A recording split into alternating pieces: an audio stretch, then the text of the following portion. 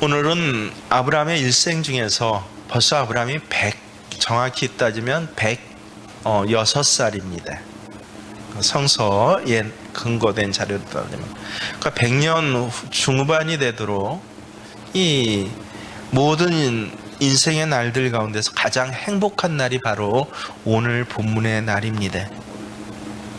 벌써 30여 년 전에 하나님께서 내가 지시하는 땅으로 가라 해서 출발을 했습니다.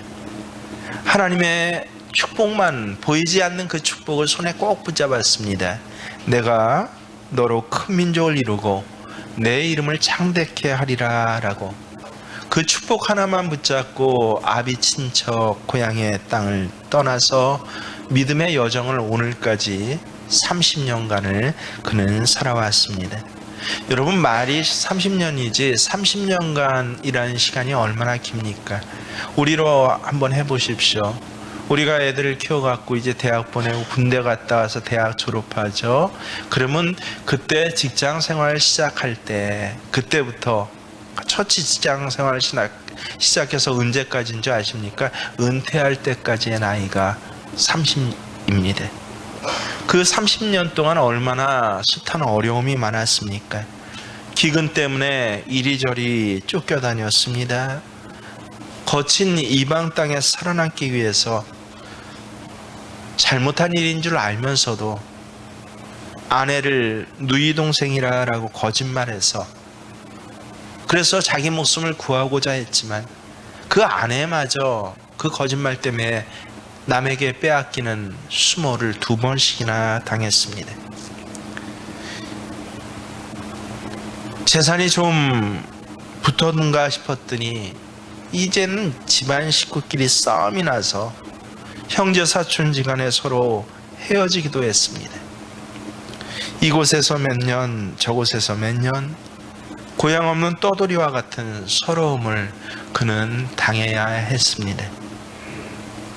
그의 나이 80이 넘었을 때도 자식이 없어서, 그래서 이 성씨를 잇기 위해서 아내로 삼아서 아들을 보았습니다.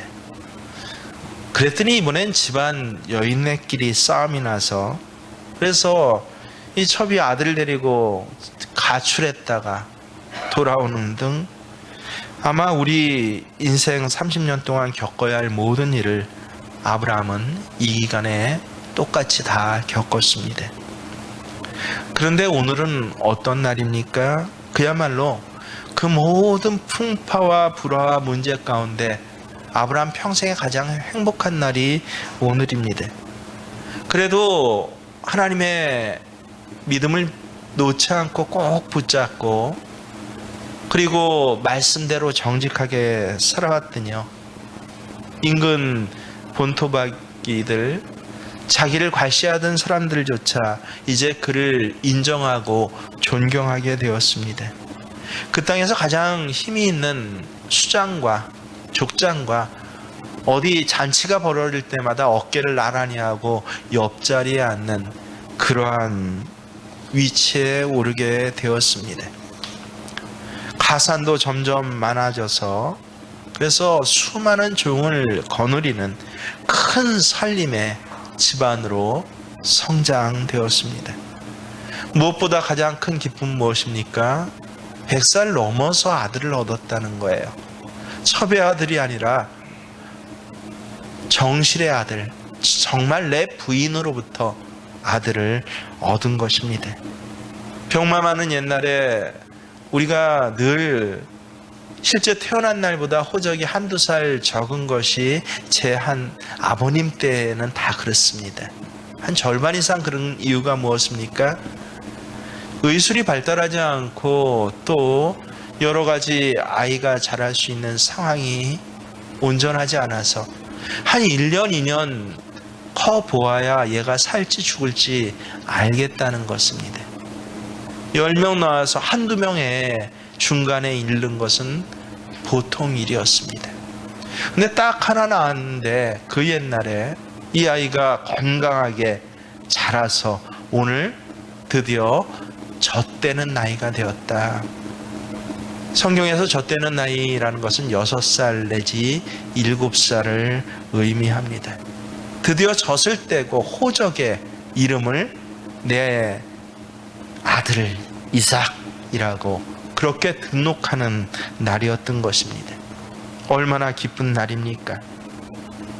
아마 아브라함은 이 잔치의 자리에 앉아서 젊어서 했던 그 모든 고생들이 다 눈앞에 지나가며 보상받는 것 같았을 것입니다. 마치 예전 팔순잔치 하면 부모님들이 앞에서 이 찾아온 식구들 또 자녀들이 어느새 손주까지 낳아서 그 손주 손녀들의 재롱을 보면서 무엇을 떠올라요? 자기의 지나온 30년을 떠올리면서 그러면서 감격해하기도 하고 가슴 벅차하기도 하는 그 똑같은 심정을 아브라함은 지금 느끼고 있는 것입니다. 8절의 말씀 함께 있습니다. 아이가 자라매 젖을 떼고 이삭이 젖을 떼는 날에 아브라함이 큰 잔치를 베풀었더라.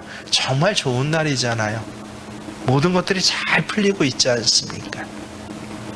그런데 이렇게 좋은 날에 뜻밖에도 또 큰 문제가 발생합니다.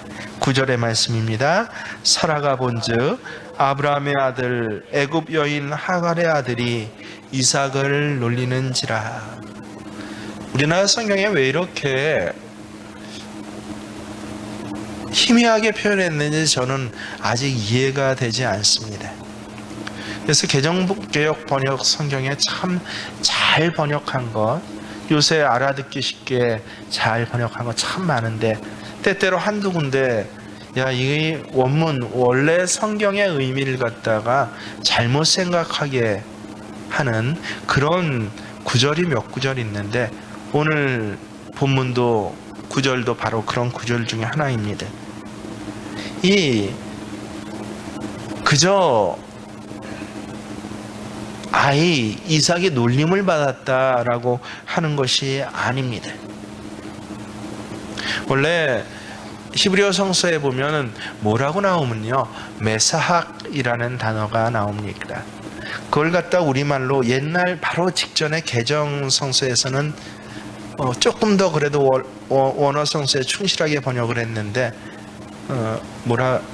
희롱하다라고 그렇게 번역하는 것을 개정개역판으로 한 10년 전에 성경을 바꾸면서 놀리는지라라고 더 희미하게 번역을 한 겁니다. 여러분, 메사학이란 단어가 뭔지 아십니까? 그냥 놀리는 것, 희롱하는 게 아니에요. 나중에 이삭이 애굽으로 건너가서 그래서 똑같이 이 아내가 이쁘니까 애굽 사람들이 혹시 이 아내를 뺏어가기 위해서 자기를 죽일까봐 이 누이 동생이라고 속입니다. 근데 이 누이 동생 아니고 아내잖아요. 근데 저녁 때가 되어서 이 아내를 뭐 했다? 끼어안았다라고 한 우리말로 끼어안는지라라고 하는데 그때 쓰여진 단어가 바로 메사학입니다. 그래서 이 메사학이라는 것은 단순히 끼어안는 게 아니라 부부지간에 무엇을 뜻합니까? 애무했다라고 하는 뜻입니다. 그걸 애굽 왕이 보고 깜짝 놀라서 아니 누이 동생이라든지 왜 아내처럼 애무하고 성관계를 하고 있어라고 그렇게 불러다 묻는 장면이 성경에 나옵니다. 그래서 메사학이라는 단어는요, 본격적인 성행위는 아니지만 성행위에 가까운 애무를 하는 것입니다. 오늘 창세기 21장 9절에 쓰인 본문이 바로 그거예요. 이스마엘이 이삭을 어떻게 했다고요? 메사했더라. 무슨 뜻입니까? 바로 성폭력을 했다는 것이에요. 성추행을 했다는 것입니다. 그래서 성추행했다라는 원어 성경 단어를 왜 놀리는지라고 했는지 전 불만이 좀 있습니다. 그래서 지금 이스마엘의 나이는 몇입니까? 아브라함이 이스마엘은 언제 얻습니까? 80이 넘어서 얻지 않습니까? 근데 이스마엘이 13살에 우리 지난 시간 본문 기억나시죠? 할례를 언제 받았다고요? 이스마엘 나이 13살에 받았더라. 그러고 나서 이후에 이삭이 태어났는데 지금 6살입니다. 한 1, 2년 뒤에 태어났다면 이스마엘 나이가 몇 살이에요? 13살에 받고 2년 있다 이삭이 태어나고 그리고 이삭이 6년이 됐으면 지금 한 20살 청년이에요. 이스마엘은요. 그리고 이삭은 6살입니다. 이른바 20살 아주 못된 기질이 있는 변태 청년이 아브라함의 이 축복의 아들 이삭을 뭐 했더라? 성추행했더라. 성추행하는 게 근데 한두 번이 아니라 이것이 계속적으로 반복적으로 이루어졌었다라는 것입니다. 이스마엘은 장난으로 이삭을 데리고 놀았을지 모르지만 여러분 이삭의 편에서는 어떻습니까? 생명이 달린 문제입니다. 아무도 알지 못하는 곳에서 아브라함도 오늘은 내 인생의 제일 행복한 날이야. 이제 6살 된 이삭을 보면서 이제 이삭을 호적에 정식 올리고 온 마을을 초대했다는 것은요. 이삭이 내 뭐라는 것입니까? 기업의 기업 물을 자다라고 하는 공포예요. 선언입니다. 그래서 참 기쁜 날이지만 그래서 야 나는 행복해. 내가 젊어서 고생 많이 하고 좀 정직했더니 애썼더니 하나님께서 이런 복을 나에게 주셨어라고 아브라함은 생각했지만 아브라함의 집안 저 뒤편에서 아무도 보지 않는 곳에서는 습관적이고 계속적으로 이 이스마엘이 이삭을 그렇게 위협하고 있었다라고 하는 것입니다. 아마 이삭은 어려서부터 이런 일을 당해 두려워서 아무 소리 못했을 것입니다. 혹 누구나 요새 들리는 소리가 그렇죠. 왜 의붓 아버지한테 성폭력당하고 가만히 있냐고요. 왜 신고하지 않냐고요. 아예 신고할 수 없게끔 머리를 세뇌시키는 것이에요. 체질을 만드는 것입니다. 아마 죽여버리겠다라고 위협했을지도 모릅니다.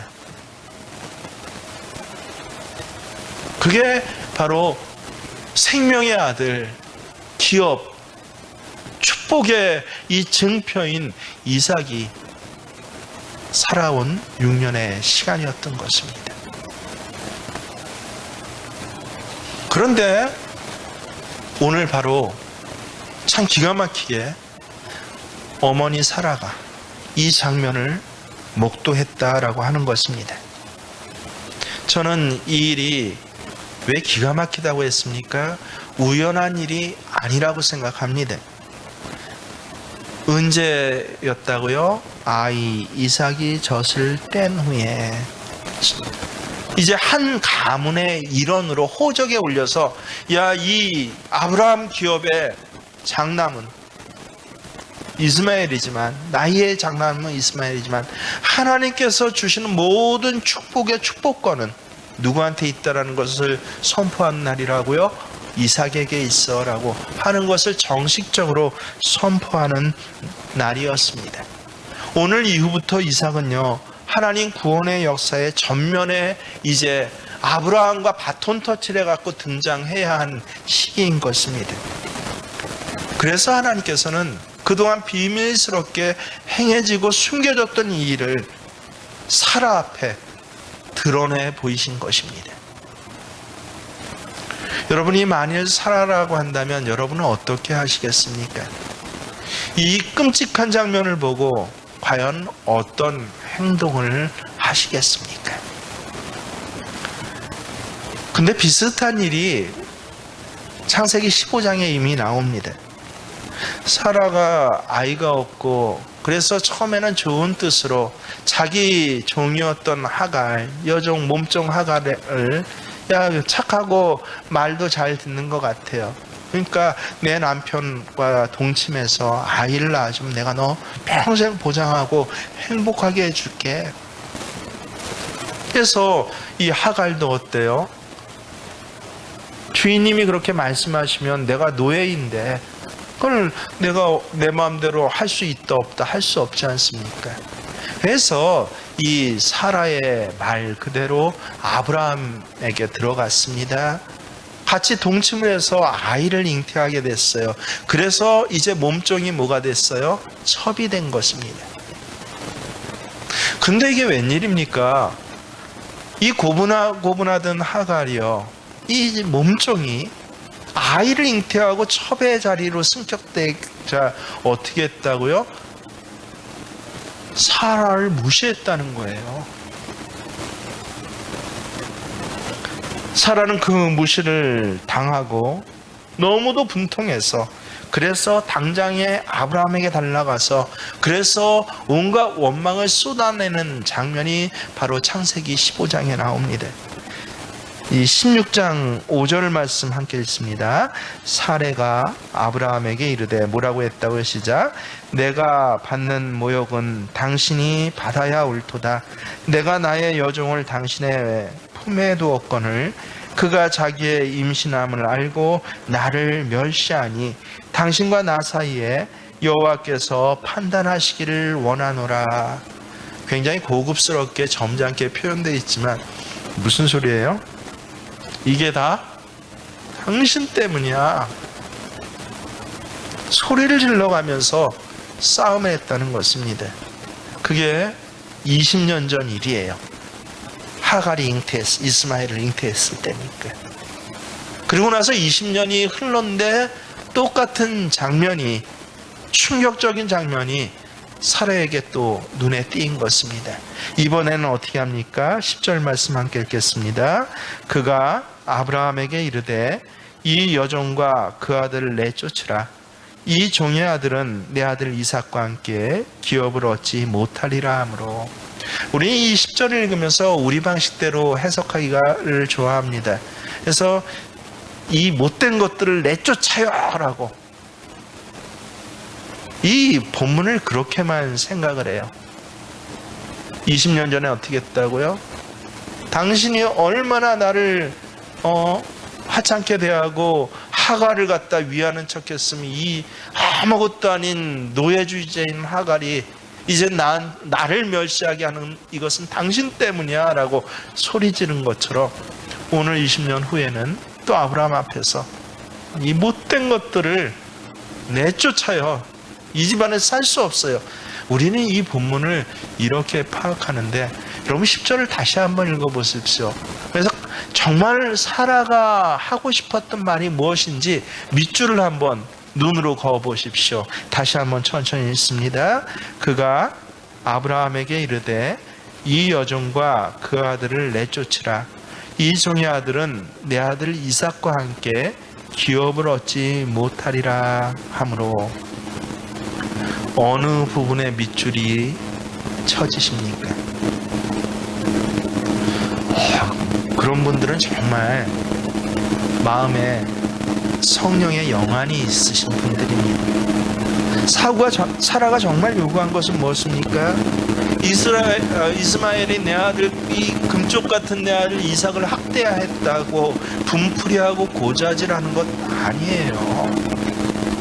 사라가 요구하는 초점은요, 이 여종과 그 아들을 내쫓으라가 아니라 바로 하반절에 내 아들 이삭과 기업을 나누지 못하리라, 바로 여기에 있었습니다.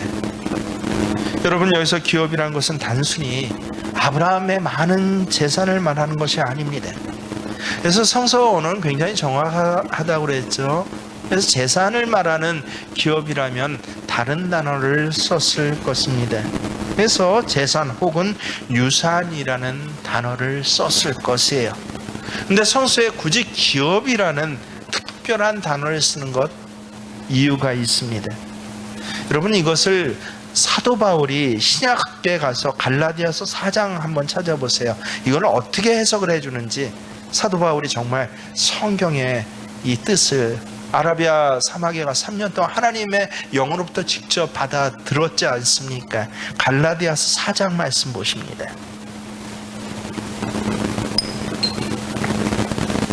그래서 이 말씀을 꼭 찾아봐야 자기 멋대로 성경을 해석하지 않습니다. 갈라디아서 4장 28절입니다. 28절부터 우리 몇 절까지요? 31절까지 한번 읽어볼까요? 28절부터 31절까지 천천히 우리가 함께 읽습니다. 형제들아, 너희는 이삭과 같이 약속의 자녀라. 그러나 그때 육체를 따라 난 자가 성령을 따라 난 자를 박해한 것 같이 이제도 그러하도다.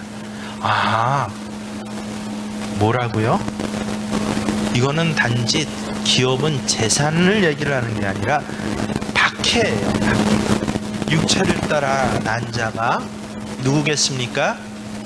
이스마엘이 성령을 따라 난 자 누구를 얘기합니까? 이삭을 박해했다는 거예요. 놀린 것이 아니라. 그렇다고 직설적으로 성추행했다라는 의미가 아니라 사실은 박해라는 것입니다. 그러고 나 30절에 뭐라고 합니까? 그러나 성경이 무엇을 말하느냐? 여종과 그 아들을 내쫓으라 했다는 이 뜻은 무슨 뜻이냐면 직접 풀어주고 있습니다. 시작. 여종의 아들이 자유 있는 여자의 아들과 더불어 유업을 얻지 못하리라 하였느니라. 이게 이런 뜻이구나. 내쫓으라는 뜻은 보기 싫으니까, 꼴 보기 싫으니까 감히 내 아들을 어떻게 이렇게 무시해? 이게 아니라 정말 사라가 말하고 싶었던 것은 뭐예요?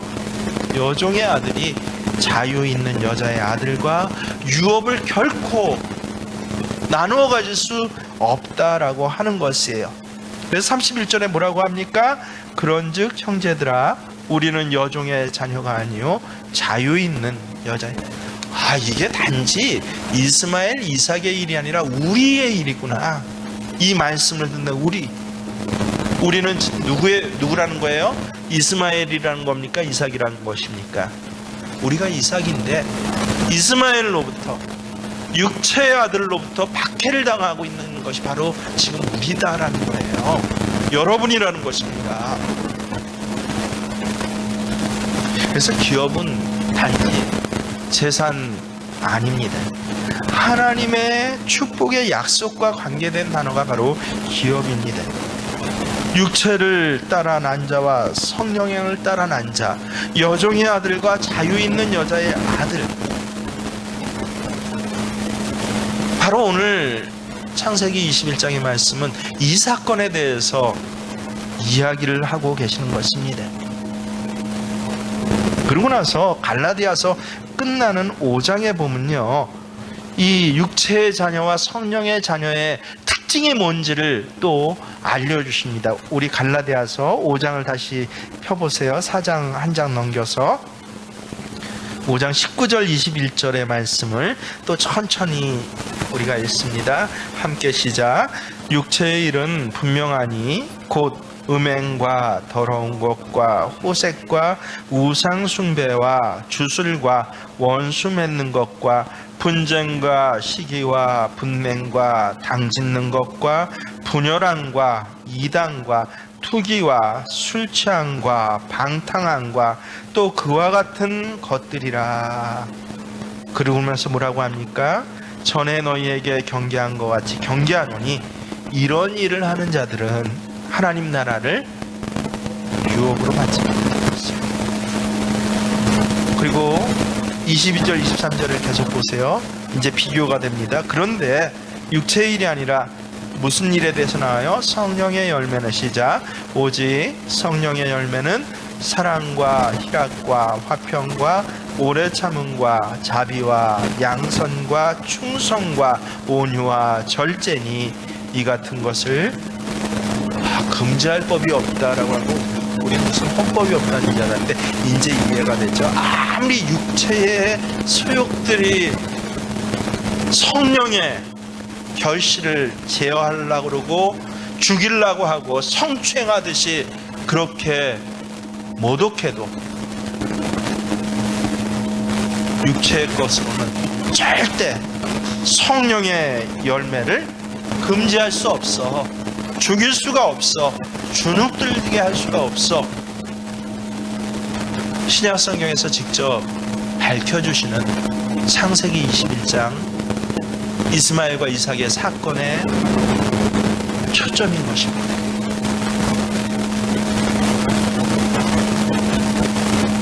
그래서 이삭은 무엇을 뜻해요? 예수 믿고 약속을 받고 나서 얻어지는, 그래서 드디어 이제 하나님의 사람이야 라고 훈련받고 그 기업이 막 이루어지는 성령의 열매를 뜻해요. 이스마엘은 무엇입니까?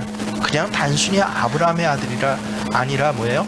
여종의 아들이요, 육체의 소욕을 가진 자를 가르치는 대표 단어가 바로 이스마엘인 것입니다. 그래서 사라가 요구하는 것이 이제 여러분 들려지십니까? 무슨 뜻인지요? 그냥 내 아들 힘들게 했으니까 저것들도 내쫓고 벌 주세요, 어미로서 이야기를 하는 게 아니라 누구로요? 열국의 어머니로. 앞으로 하나님 축복이 태로부터 내려지고 넓혀지고 확장되어 갈 그 열국의 어머니로 이야기를 하는 것이에요. 육체의 소욕이 감히 성령의 열매를 희롱하고 지배하도록, 주눅들도록, 죽어가도록 내버려두선 안 돼요 라고 그렇게 아주 선언을 하는 것입니다. 이 아내 사라의 선언 앞에 이제 남편 아브라함은 어떻게 합니까? 남편의 모습을 보십시오. 아브라함은 이 문제를 어떻게 했다고요? 그렇게 심각한 문제로 생각하고 싶지 않았다는 것이에요. 흔히 일어날 수 있는 일로, 우리가 아까 얘기했죠, 잘못 해석할 일로, 야 형제지간에 좀 다퉜기로, 형이 동생을 좀 놀렸기로, 귀여워서 그런 거지 그게 뭐 그렇게 쫓아낼 정도로 심각한 일이냐라고 그렇게 표현하는 아브라함의 모습이 성경에 나옵니다. 11절 말씀 함께 읽겠습니다.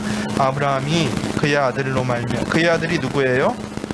이스마엘로 말미암아서 그 일이 매우 근심이 되었더니, 아니 이스마엘을 쫓아내라고 하는데 근심되었다는 거예요. 아브라함의 입장에는 20년 전 사라가 와서, 아니 첩이 아들을 갖더니 나를 갖다가 멸시하는데 이건 다 당신 때문이야 하고 똑같은 그런 사건으로 아브라함이 생각했다는 것입니다. 그래서 이걸 받아들일 수 없어요. 어떻게 내 아들을 내쫓습니까? 그래서 뭐 했다? 매우 근심했다. 우리는 아브라함을 이해할 수 있습니다. 그에게 작은 아들만 아들이고 큰 아들은 아들 아닌가요? 큰 아들도 내 아들이죠. 정실 부인인 사라와 첩 하갈이 처음엔 좀 싸웠는데, 아니 이삭을 낳고부터는 집안이 조용해졌잖아요. 서로 타협하면서 잘 살았으면 좋겠어요. 앞으로도 이스마엘과 이삭이 형제지간에, 지금은 어려서 잘 몰라서 그런데 나이 차도 많이 나서 그렇지만 이제 이삭도 좀 크면 형제지간에 의좋게 그렇게 잘 지냈으면 좋겠어요. 한 집안에서 같이 살면 조금씩 서로 양보하고 조금씩 서로 그렇게 타협하면서 같이 살면 얼마나 좋습니까? 아브라함 주변에도 이런 사람이 한둘이 없겠어요. 첩의 아들과 정실 부인 사이에서 난 아들이, 보통 부인을 갖다 솔로몬은 몇 명을 가졌다고요? 옛날에 1000명을 가졌는데,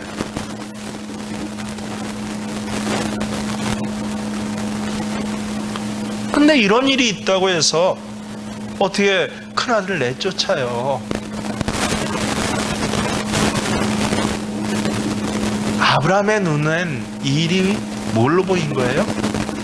큰아들과 작은아들의 다툼으로 보인 거예요. 사라의 눈에는 뭘로 보였습니까? 육체의 소욕이 하나님 약속 아닌 것이, 옛 기질이 하나님의 약속 축복의 씨를 어떻게 한다? 죽이는 것으로 보인 것입니다. 여러분, 여러분, 우리는 흔히 내 안의 옛 기질과 또 하나님 약속과 함께 내가 좀 모자라도 복받을 수 있다라고 생각하고 싶어해요. 아브라함처럼요.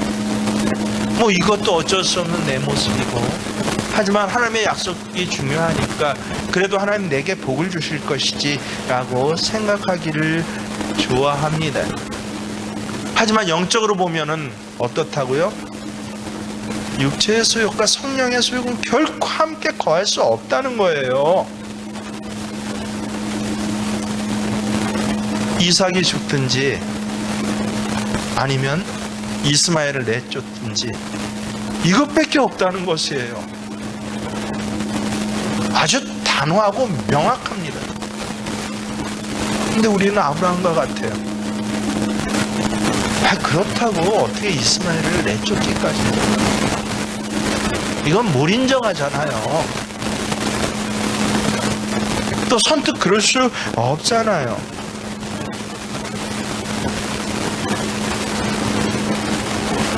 참 분명한 문제를 모호한 걸로 보고 있어요. 어려운 문제로 보고 있습니다. 명확한 문제를 굉장히 복잡하게 생각하고 내 감정과 마음을 대입하고, 그래서 그럴 수 없다라고 유보시키고자 하는 것.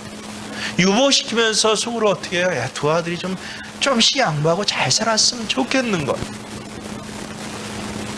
그게 아브라함의 모습입니다. 지금 아브라함은 어디 보통 사람입니까? 믿음의 조상으로 변화되는 과정에 있습니다. 정말 하나님의 약속만 붙들고 아비 친척 고향을 떠나갔고 오늘 이 자리까지 몇 년을 갖다 믿음을 경주했다고요? 30년 이상을 갖다 때로는 목숨을 내어놓고 믿음을 경주했던 참 아름다운 사람이고 신앙의 사람인데, 그런 아브라함조차 어떻습니까? 영적인 눈에 있어서는 어떤 때는 아내 사라보다 그 눈이 감겨져 있더라라고 하는 것이에요. 그래서 저도 인정합니다.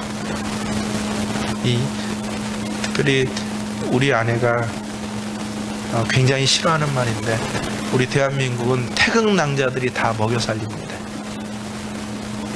왜냐하면 영적으로 민감한 민족이라 그래요. 영적으로 민감할수록 영의 일이 민족의 운명을 갖다 좌우하는 것, 이것이 바로 선교사의 역사가 아니라, 세계 선교사가 아니라 세계사의 실제 역사인 것이에요. 언제나 영적으로 민감한 족속들이 그 다음 세대를 지배해 왔습니다. 지금 아브라함은 믿음의 조상으로 참 잘 훈련받았지만, 특별히 이 일에 대해서만은, 무슨 일이에요? 육체의 소욕과 성령의 열매를 비교하는 이 부분에 대해서만은 아내 사라에게 배워야 했다는 것이에요. 목숨을 내어놓고 야, 우린 다 죽어야 해, 혹은 그돌라오메 그 어마어마한 군대와 하인 300명을 데리고 나가 싸울 정도의 그런 부분에 있어서는 아브라함이 뭐 했어요? 아주 특별하고 또 아주 뛰어난 믿음을 고백했지만, 이상하게 어떤 부분에 있어서는 육체의 소욕과 영의 일을 구분하는 데 있어서는 육체의 소욕, 영의 일이 아니라 무슨 일로 봤어요? 큰아들 작은아들 일로 봤다는 거예요. 꼭 남자 여자의 이야기가 아니라, 여러분들 가운데도 혹시 가만히 보세요. 그렇지 않습니까? 야, 이 예배의 자리를 지키고 이 신앙을 고백하기 위해서 정말 세상과 다 대적하고 싸워서 나 혼자 하나님의 말씀을 싸우겠습니다라는 믿음을 갖고 있으면서도 무슨 일에 있어서는 육체의 소욕의 부분과 성령의 결실의 부분에 있어서는 뭐예요? 구분이 잘 안 돼요. 어떻게 육체의 소욕을 끊어내고 내쫓아요? 그것 때문에 매우 고민이 돼요. 머릿속으로는 대충 알겠지만 심정적으로 또 현실 내 체질적으로 내 감정적으로는 그런 부분에 대해서 해결하시오라고 할 때 뭐 하는 사람들? 매우 고민하는 사람들. 믿음이 없다는 소리가 아니라 여러분 믿음의 조상으로 이 모양 저 모양 만들어져 가잖아요. 이렇게 저렇게 하나님께서는 우리를 갖다 토기장이와 같이 만들어 가시는데 어떤 부분은 벌써 다듬어 주셔서 그래서 매끄럽게 잘 되는데 어떤 부분은 이제 막 다듬어져야 할 부분. 오늘 아브라함에게 그 부분이 뭐다? 육체의 소욕과 성령의 열매에 대한 부분이었다라고 성경은 말씀하시는 것입니다. 근데 또 분명하게 말씀하신 게 뭐예요? 아브라함은 고민이 되었지만 그래서 이스마엘과 이삭이 함께 어울려서 조금씩 양보하면서 살기를 원했지만 하나님께서는 절대 같이 살 수 없어 라고 말씀하신다는 거예요. 이것을 내쫓지 않으면 그동안 애써 훈련받아 성숙해진 이 아브라함의 모습이 어떻게 하리라? 다시 옛날에 아름답지 못한 모습으로, 옛날에 그 취약한 모습으로요. 예수 믿고 처음에 감동받아 좀 변화되는 사람이 이 성령의 변화에 따라서 성장하지 못하면요 예전보다 더 악해진다는 것 여러분 아시지 않습니까? 아주 더 교활해져요. 아주 더 이기적이 됩니다. 특별히 남자들이 그렇죠. 아주 더 폭군이 되고요 못된 사람이 됩니다. 누구한테? 아내한테, 자식들한테. 왜 그래요? 육체의 소욕과 성령의 결실이 남자들 눈에는 큰아들 작은아들 문제로 보이는 거예요. 좀 시간이 지나면 나아지겠지라고 생각이 되는 것입니다. 아니요, 그건 아브라함의 착각이었습니다. 하나님께서 뭐라고 하십니까? 아브라함에게 뭐라고 하셔요? 사라의 말대로 하라라고 하시는 것입니다. 12절 말씀 다시 정독합니다. 하나님이 아브라함에게 이르시되 내 아이나 내 여종으로 말미암아 근심하지 말고 사라가 내게 이른 말을 다 들으라. 이삭에게서 난 자라야 내 씨라 부를 것이라. 성령의 열매를 붙잡고 성령의 열매를 통해서 그 다음부터 얻는 것이야 내 복이고 내 씨고 내가 너에게 축복해준 믿음의 조상이요 믿음의 가문이다 라고 하나님 분명히 말씀하십니다. 육으로 난 것은 육이요 영으로 난 것은 영이니 너는 정리해라 라고 하나님께서 직접 말씀하시는 것입니다. 따라서 이 메시지를 갖다 단순히 이 영의 일을 모르는 사람은 만약에 이 사건을 읽으면요 뭐라고 그래요? 영의를 아브라함이 얼마나 비정한 인간인지, 자기 아들도 내쫓을 수 있는 인간, 뭐 이런 식으로 해석이 되고 마치 아들을 이스마엘을 내어쫓지 못한 자기를 변호해요. 난 신앙생활을 해도 그렇게 비정한 식으로 신앙생활을 하지 않아 라고요. 실제 이런 식의 해석을 하는 사람들을 많이 봤어요. 저는요 좀 배웠다는 사람들이, 특별히 대학교에 가서 애들 가르치는 교수라는 사람들이 주로 이제 성경 공부하면서 이런 식의 해석을 하고 목사님 이게 이렇지 않아요 하고 마치 자기가 무슨 진리를 안다는 듯이. 하나님이 정말 그런 걸 원하실까요? 뭐가 안 열려 있어서 그래요? 아브라함처럼 영의 일이 안 열려 있어서 그래요. 특별히 정욕과 소욕에 대해서는 그게 육체인지 영적인 것인지 구분을 못하는 게 아니라 구분하고 싶지 않아 해요.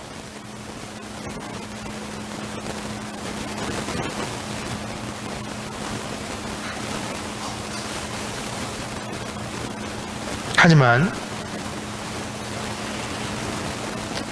아브라함이 어떻게 생각하든지 이스마엘은 약속의 자녀 아닙니다. 여러분, 이스마엘을 가지고는요 하나님의 축복의 기업을 받을 수 없어요. 왜 내 신앙이 자라지 않는가? 나는 여러 가지 환경 조건을 얘기를 합니다. 야, 몸이 아파서, 병에 걸려서, 돈 문제가 쪼들려서, 애들 문제가 풀려서, 나이가 들어서. 아브라함 같이 난 그런 걸 막 내놔요. 어쩔 수 없잖아요, 이게. 힘든데 어떻게 해요? 예수 믿는다고 그러면 세상 친구 다 끊어버리고 그냥 혼자 교회만 왔다 갔다 하면서 살란 말이에요? 친척도 다 끊어버려야 하나요? 큰아들 작은 아들 문제가 아닌데 그걸 구분을 못해요. 엉뚱한 얘기만 합니다. 많이 근심해요. 할 수 있을까 말까? 이걸 해야 될까 말까? 꼭 그렇게 안 해도 되지 않아? 왜 그랬다? 그 문제가 어려워서가 아니라 뭐가 안 보여서요? 다른 건 참 믿음이 좋고 훈련 잘 받았어요. 아내 사라보다 얼마나 뛰어나고 리더십이 있습니까? 근데 유독 이 육체의 소욕에 대해서만은 굉장히 인자하고 관대해요.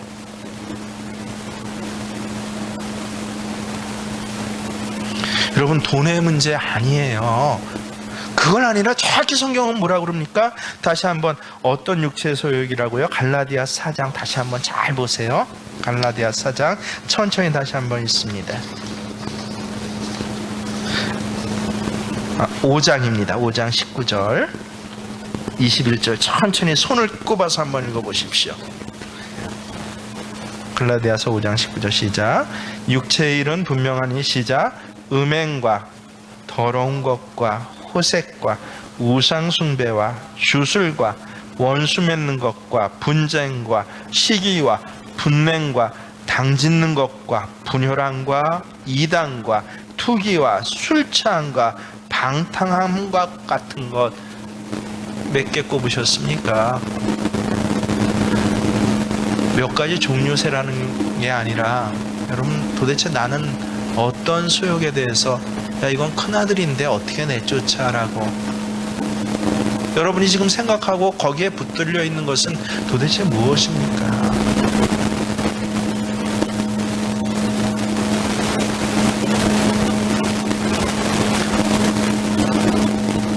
같이 함께 할 수 없다.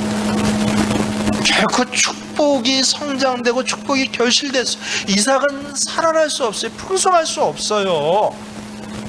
하나님의 어마어마한 축복을 받았는데 이 축복이 확장되고 그리고 눈앞에 드러날 수 없습니다.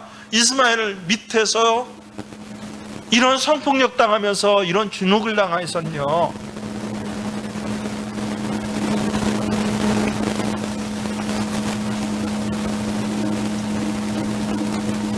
하나님께서 말씀하십니다. 내 안에 사라의 말대로 다 해라. 지금 해야 한다는 거예요. 그것이 옳다는 것입니다. 여러분 마음속에 내가 인정하고 싶지 않지만 사실은 내게 있어서 내쫓아야 할 이스마엘이 무엇인가를 여러분 정직하게 하나님 앞에 오늘 고백해 보십시오. 이제 때가 되었습니다. 하나님이 끊으라고 하실 때 끊을 수 있는 능력이 여러분에게 나타나야 할 때가 되었다라고 하는 것입니다. 지난 시간에 배웠죠? 믿음은 뭐가 아니다? 초이스가 아니에요. 여러 중에 하나 선택하고 이것 아니면 또 이것도 하고 아닙니다. 믿음 뭐라고요? 디시즌입니다. 디시즌도 선택인데 어떤 선택이에요? 다른 건 버리고 택하는 선택이 바로 디시즌입니다. 그래서 선택했다라고 하는 것, 믿음을 선택했다라고 하는 것은요, 믿음 아닌 다른 것은 포기했다라는 뜻입니다. 여러분, 하나님이 오늘 여러분에게 이스마엘을 정리하라고 하시는 것은요, 여러분을 괴롭게 하시려고 하는 것이 아니라 여러분으로 하여금 최상의 삶을 살게 하려고 하시는 것입니다. 예수님께서 요한복음 10장 10절에서 우리에게 하신 약속이 무엇입니까? 내가 온 것은 왜 왔다고요? 양으로 하여금 무엇을 얻고 생명을 얻게 하기 위해서 왔다? 아니요. 한 가지가 더 붙어요. 생명을 얻고 그 다음에 더 풍성하게 얻게 하기 위해서 왔다. 생명 얻는 것까지 참 잘하셨습니다. 아브라함 오늘 106세까지 생명 얻는 일을 참 잘했어요. 하지만 거기서 그쳐서는 안 된다는 것이에요. 하나님께서 정말 아브라함에게 주시고 싶었던 건 뭡니까? 풍성한 삶이요. 신앙생활하면서도 이상하게 간당간당 생명은 얻었고 간당간당 물고기 호흡은 하는데 풍성하지 못한 사람들이 많아요. 굉장히 많아요. 영적으로. 예수 믿는데 정말 힘겹게 헉헉거리면서 예수 믿어요. 대단하다 할 정도로요. 근데 이상하게 기쁘고 감사하고 풍성한 삶은 몰라요. 기도하면서 일 생겼어요. 아파요. 죽게 됐어요. 애들이 문제예요. 응급기도 하듯이 119 치면서 살려주세요 하고 기도하는 사람 많아요. 근데 하나님 감사해요. 고마워요. 나 참 기뻐요. 풍성하고 감사하고 아름다운 기도의 생활의 단계에 올라서는 사람은 적어요. 목사가 월요일, 화요일, 수요일 누구 나왔고 안 나왔고 새벽기도 체크하면서 그러면서 카톡하고 막 하고 새벽기도 나오셔. 그래서 억지로 끌려서라도 나오는 그런 사람은 있어요. 그런데 날마다의 새벽이 하나님, 내가 오늘 하루 하나님 앞에 은혜 받고 사는 은혜 날입니다. 시간입니다. 난 하루치 은혜로 살아나갑니다 하고 감사하면서, 육체가 왜 안 피곤해요? 피곤하죠. 근데 마음의 영에 감사함을 느끼면서 이 새벽의 시간을 통해서 복을 받는 사람은 적어요. 예수님이 정말 우리에게 주고 싶은 것은 뭐라고요? 그냥 생명을 얻는 것에 그치는 게 아니라 생명을 얻고 또 더 풍성한 삶을 너희가 살기 위해서 내가 왔고 너희와 함께하고 성령을 너희에게 보내주셨다라고 그렇게 말씀하시고 있는 것입니다. 그래서 이스마엘 내쫓으라라고 하는 것을 여러분 고민은 하지 마세요. 이게 고민이 되고 온갖 여기에 뒷말이 많은 것, 변명할 수 있는 건 뭐 때문에 그런 거예요? 사실은 내가 육체의 소욕에 잡혀 있어서 그런 거예요. 그걸 솔직하게 인정하시라는 거예요.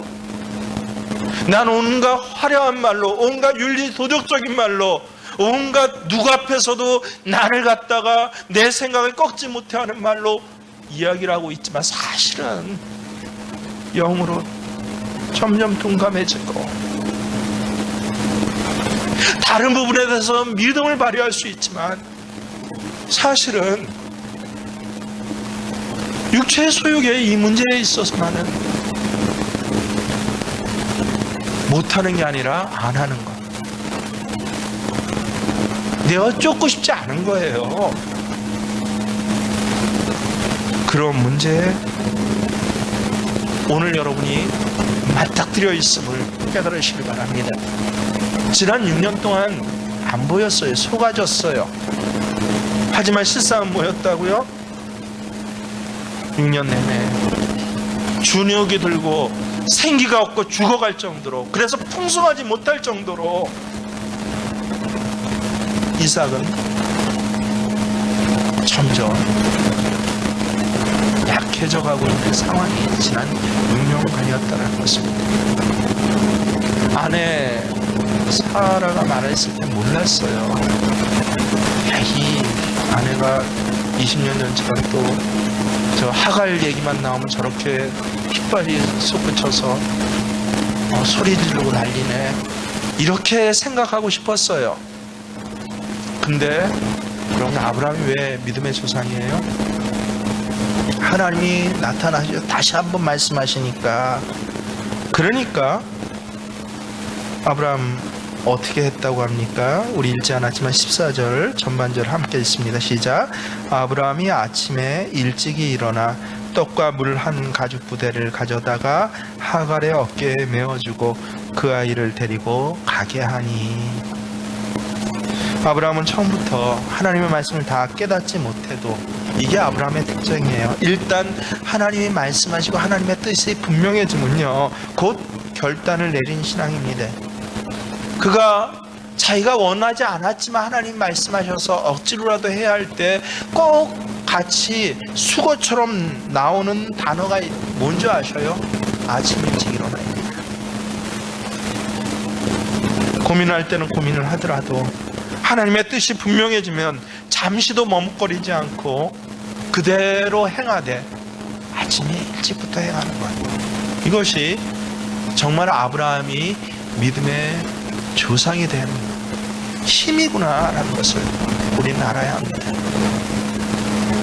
말씀을 듣고도 가만히 있는 것은 믿음이 아닙니다. 아브라함은 아침 일찍 일어났습니다.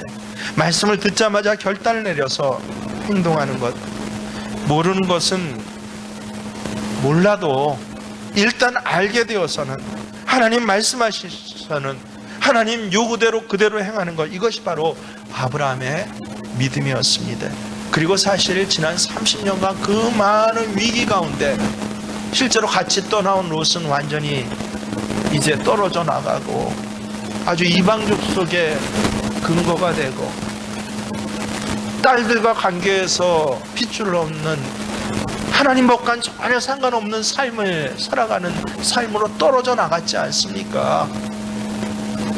그런데 아브라함이 똑같은 문제거리, 똑같은 약점 가운데도 오늘 이 자리까지 올 수 있었던 건 뭡니까?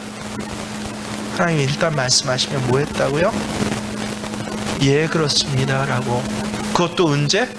아침 일찍이 순종한 것. 이것이 아브라함을 믿음의 조상으로 세워놓은 비밀인 것입니다. 사랑하는 성도 여러분, 오늘 하나님께서 우리를 여기 모아놓으신 것은 예배 한번 드리고 가라서 아닙니다. 그동안 죽어가고 있고 생기 없고 그러면서도 그저 그냥 그 선에서 타협하며 이 생기 없음에 대해서 애써 외면하면서 못 본 척하고 그래도 이 정도 신앙생활이면 괜찮지, 풍성한 삶을 누리지 못하면서도 그 생수를 먹지 못하면서도 했던 우리들에게 이제 더 풍성한 것으로 충만케 하시려고 오늘 여러분에게 나타나셔서 말씀하신 줄을 믿으실 수 있길 바랍니다. 아브라함과 같이 여러분 15가지의 육체의 소욕들 하나하나 새겨보면서 하나님 여지껏 유보했지만, 여지껏 아닌 척하고 모르는 척했지만 사실은 말씀을 직면하고 나니 내 안에 이것이 이스마엘이었습니다 라고 고백하시고 그거를 정확히 정리하셔서 이제 그저 간당간당 생명뿐만 아니라 하나님 주신 그 풍성한 영의 은혜와 성령의 열매를 거두시고 맛보시고 여러분의 자녀들에게 그것을, 여러분의 가정에서 그것을 확장시켜 가시는 귀한 생명교회 예배자들이 되시길 주의 이름으로 축원합니다.